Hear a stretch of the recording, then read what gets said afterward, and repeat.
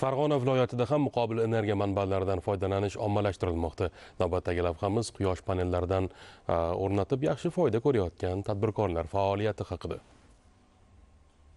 Oltiariq tuman qishloq xo'jaligi mahsulotlarini yetishtirish, saqlash va eksport qilishda mamlakatdagi yetakchi hududlardan hisoblanadi. Tumanda 145 ming tonna sig'imga ega 84 ta muzlatkichli omborxonalar mavjud. Hisob-kitoblarga ko'ra 2,5 ming tonna sig'imga ega muzlatkichli omborxona bir yilda o'rtacha 1 milliard so'mlik elektr energiya sarflaydi. Shundan kelib chiqib, tumanda muqobil energiyadan foydalanishni joriy qilish ishlarida asosiy e'tibor ulgurji iste'molchilarga qaratildi.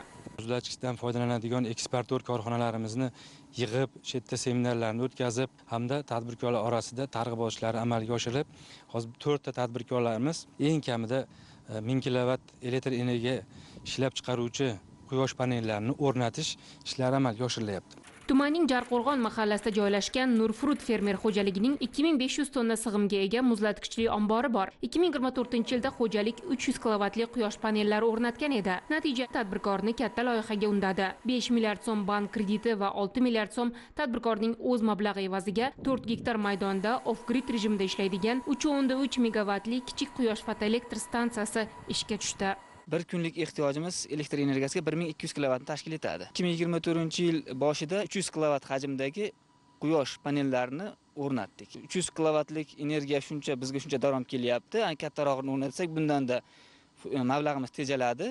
Shuning uchun 3000 kilovatlik quyosh panellarimiz to'liq ishga tushdi. Umumiy hajmda hozirgi kunda soatiga 3300 kilovat elektr energiyasi ishlab chiqarilyapti. Bundan 1200 kilovat o'z iste'molimiz uchun, qolgan 70% esa davlatga sotilyapti. Bu natija tumanning boshqa tadbirkorlarini ham harakatga keltirdi. Xususan, Polason mahallasidagi 2500 tonna sig'imga ega muzlatkichli omborxonasi bo'lgan korxona ham ayni paytda 1000 kilovatli zamonaviy quyosh panellarini o'rnatmoqda. Bir yilda 1 milliardli elektr energiyasi sarflaymiz. Bizga arzonroq tushish uchun 1000 kilovatli quyosh paneli o'rnatyapmiz. 2 yil, 2,5 yil ichida shu xarajatlarimiz bepulga qoladi. 20 yildan ortiq biz bemalol svetdan bepul foydalanamiz. Prezidentimiz bekorga shunday takliflar bermagan ekan. Mana o'sha bergan takliflardan foydalanib 1 gektar maydonga quyosh panel qilyapmiz. Tagiga intensiv bog'lar yaratyapmiz. Sliva, gilos ko'chatlarini ekdik, keyin qulpinoy yetishtiriladi. Bitta yerdan 3 xil daromad olsa bo'ladi. Yerdan samarali foydalanishda usta bo'lib ketgan oltiariqliklar quyosh panellari o'rnatishda ham yangiliklarga qo'l urishmoqda. Quyosh panellari ostiga nafaqat intensiv bog' yaratish, balki issiqxona xo'jaligi tashkil etishga ham kirishilgan.